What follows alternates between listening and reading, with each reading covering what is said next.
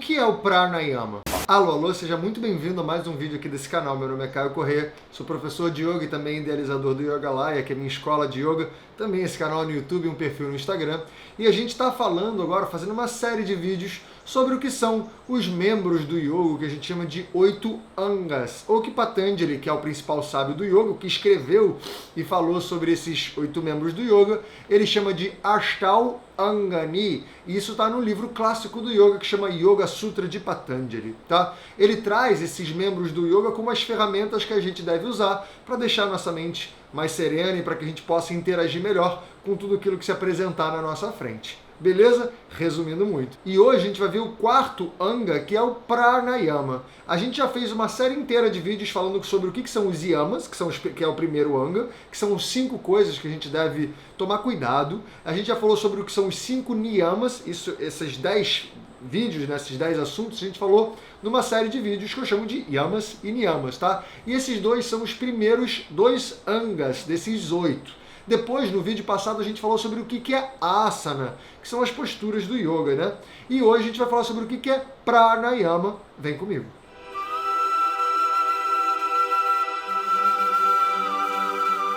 Bom, pranayama significa literalmente, tá, a expansão ou o domínio ayama de prana. Prana é a nossa energia, a energia que dá suporte à vida, a energia que possibilita a vida de existir, tá? Os sábios de antigamente, né, eles diziam que um corpo que tem vida é o corpo que tem prana. Quando o prana sai do corpo, é um corpo morto, tá? Então, por exemplo, um cadáver é um corpo que está sem prana, beleza? E a nossa função é dinamizar esse prana. Como é que a gente administra o prana? Como é que a gente coloca o prana para dentro?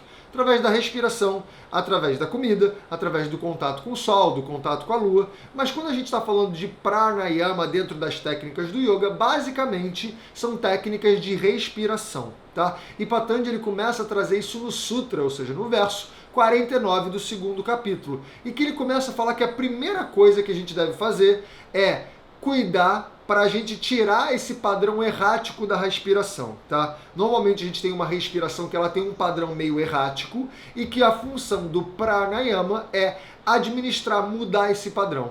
E aí ele diz como? Ele primeiro fala que a gente deve tomar cuidado, prestar atenção, ou seja, controlar melhor a expiração. Tá? Diferente do que muitas pessoas costumam fazer, né, que se preocupam muito com a inspiração primeiro, o que Patanjali começa sugerindo é foca primeiro na sua exalação. Tá? Ou seja, você focando na exalação, você começa primeiro a tirar o que está em excesso. Né? É como se eu quisesse, por exemplo, ficar botando um monte de coisa para dentro do estômago, sendo que eu ainda estou de barriga cheia. Né? Então ele fala, primeiro cuida da sua exalação, faz com que ela seja uma exalação mais constante, mais fluida, mais sutil, mais longa, tá? E aí primeiro você foca na exalação. Então depois que você observar muito como é que é o seu padrão de exalação, ver se você pode deixá-la um pouco mais confortável, ver como é que você se sente, né? Quando faz uma exalação mais consciente, se isso te traz uma angústia ou se não. E aí você vai começando a trabalhar ela.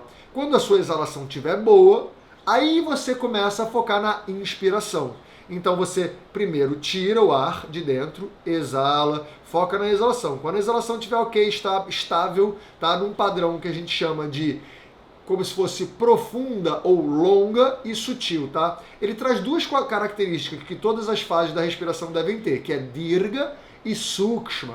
Dirga significa literalmente longo, tá?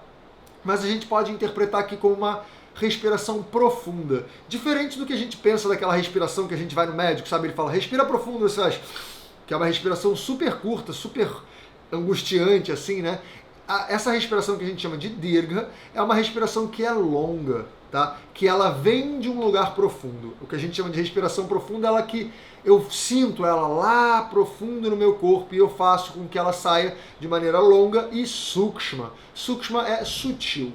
Então não é aquela exalação que sai muito ar ao mesmo tempo, pelo contrário, é um fiozinho de ar que vai saindo pelas narinas sem nem movimentar muita coisa, quase como se eu não sentisse o ar passando pelas narinas, tá? Então primeiro eu foco na exalação, depois eu começo a focar na inspiração, com essas mesmas qualidades, Dirga e Sukshma, ou seja, eu devo fazer uma inspiração que ela é mais longa e que ela é mais sutil. Uma dica aqui é que a respiração não acontece quando eu sugo o ar pelas narinas. Não é isso. E mais eu criando espaço no tórax, e quando eu crio espaço o ar entra, e quando eu fecho o espaço o ar sai. E as narinas elas ficam apenas um conduto. Então a inspiração eu faço assim, ó. Crescendo o espaço. E a exalação diminuindo o espaço, tá? Peito, costelas e abdômen, beleza? E aí você vai primeiro focando na exalação, com os pulmões vazios você começa a focar na inspiração, e aí depois, quando a sua inspiração estiver também num padrão que é legal, que é profundo, longo, sutil, aí sim você começa a focar nas retenções. Ou seja, a gente tem dois tipos de retenção, retenção com os pulmões cheios e retenção com os pulmões vazios. E a gente deve focar nelas nessa ordem também. Então depois que eu vir que a minha inspiração está num ritmo legal, eu começo a focar na retenção com os pulmões cheios. Então eu faço uma inspiração, quer dizer, eu exalo primeiro, tiro, aí com os pulmões vazios eu inspiro e com os pulmões cheios eu fico. Uma dica também é, quando você vai fazer a retenção com os pulmões cheios, você não deve fazer como se você fechasse uma válvula na garganta, e sim você mantém o tamanho que você ganhou de tórax. Nem diminuir, nem crescer, né? Você inspira, cresce e aí fica. E aí você vai ver que você vai ficar com o ar retido ali um tempo. E aí quando você sentir vontade de exalar, aí você vai diminuindo o espaço novamente e exala. E aí você vai tentando conquistar uma qualidade de estabilidade nessa retenção com os pulmões cheios, tá bom? E aí só depois que você tiver com essa qualidade de estabilidade nos pulmões cheios, aí você vai para os pulmões vazios. Ou seja, você exala e com os pulmões vazios você fica um pouquinho em suspensão. Com esses pulmões vazios, não que você tenha que sofrer nesse tempo, tá? Mas fica com os pulmões vazios e espera um impulso natural de inspiração, ao invés de já acabar a exalação e começar a inspirar de maneira instantânea, automática, tá? Você exala e espera o impulso natural do corpo, tá bom? E aí assim a gente começa a focar e a ter controle dessas 4 fases da respiração, que a gente chama de inspiração, retenção com os pulmões cheios, exalação e retenção com os pulmões vazios. Em sânscrito a gente chama de puraka, a inspiração, com os pulmões cheios se chama de antara kumbhaka, tá? Os pulmões, a exalação é rechaka e a retenção vazia é bahya kumbhaka, tá bom? Então a gente tem esses 4 fases que a gente deve conquistar elas com estabilidade e com conforto. E ele fala para a gente observar o local onde essa respiração acontece, que tradicionalmente a gente começa inspirando, enchendo o peito, depois as costelas e por último o abdômen, e a exalação começa de baixo para cima. Então eu começo exalando, retraindo o abdômen, depois as minhas costelas e por último eu desço o região do tórax, né, do peito. Então primeiro eu começo inflando, depois alargando e depois preenchendo costas e um pouquinho do abdômen, e a exalação eu começo retraindo o abdômen, voltando as costelas e por último descendo o peito. Beleza? E ele também fala para eu tomar cuidado com o tempo que isso acontece e com a contagem desse tempo. Ou seja, eu devo fazer isso de uma maneira consciente e também contar o tempo, mas uma coisa de cada vez. Primeiro eu foco em que lugar que a respiração está acontecendo, eu tento controlar os locais onde ela acontece. Depois eu começo a ver os tempos, mas através mais da sensação do que da contagem. E quando essa sensação do tempo estiver ok, aí sim eu começo a contar os tempos. E a gente tem várias possibilidades de tempo, né, de contagens que a gente pode fazer. Mas isso a gente não precisa focar agora. Mas deu para entender? E depois, no Sutra seguinte, no Sutra 51, ele fala que existe um outro tipo de respiração, tá? Que ele fala que é como se fosse uma respiração que é um 4º tipo, que dentro dos textos de Hatha Yoga, a gente vai ver ela como Kevala Kumbhaka, que é um outro tipo de respiração que a gente nem precisa se preocupar agora, porque ela é muito mais avançada. Não é que ela não seja uma respiração mais avançada, mas ela é para estágios mentais mais avançados. É no momento que eu estou fazendo tanto uma prática de pranayama, meu corpo está tão preenchido desse prana, que em algum momento eu estou tão focado em outra coisa, numa abstração do que está me puxando para fora, eu estou muito focado na minha mente, a minha mente está ali quietinha, e nesse momento, às vezes, a respiração ela simplesmente pausa. é como se fosse uma suspensão, mas não necessariamente só com os pulmões vazios, né? Às vezes eu tô num jeito, mas a minha mente entra num estado tão incrível de absorção naquela experiência que a minha respiração ela pausa, ela suspende. Isso é como se fosse o quarto tipo, que ele chama de Chaturtha, mas enfim, não se preocupa com o sânscrito, tá? Ele fala que é o quarto tipo, que é um tipo especial, mas que a gente não deve se preocupar com ele porque ele é muito lá na frente, beleza? E depois ele traz 2 benefícios, né? Quais são as qualidades que a gente conquista com a prática de pranayama. A primeira conquista que a gente tem com uma prática constante de pranayama, ou seja, não é fazer só um pranayama 10 minutinhos numa prática de asana, né? E sim que a gente deve fazer práticas mais longas de pranayama, focar mais tempo nessa respiração, nesse controle do prana e nas partes, no tempo, na consciência, nela ser longa, nela ser sutil, tá? E aí o primeiro resultado que a gente tem é que o véu que traz a ignorância ele é retirado. Ou seja, a gente já viu aqui no YouTube uma série de vídeos que eu tenho sobre os kleshas, as causas de sofrimento. E aqui ele está falando que o pranayama é responsável por tirar um pouquinho desses véus que as causas de sofrimento botam na gente, né? Como se embaçasse a nossa visão. E o pranayama ajuda a clarear a visão. Olha que maravilha.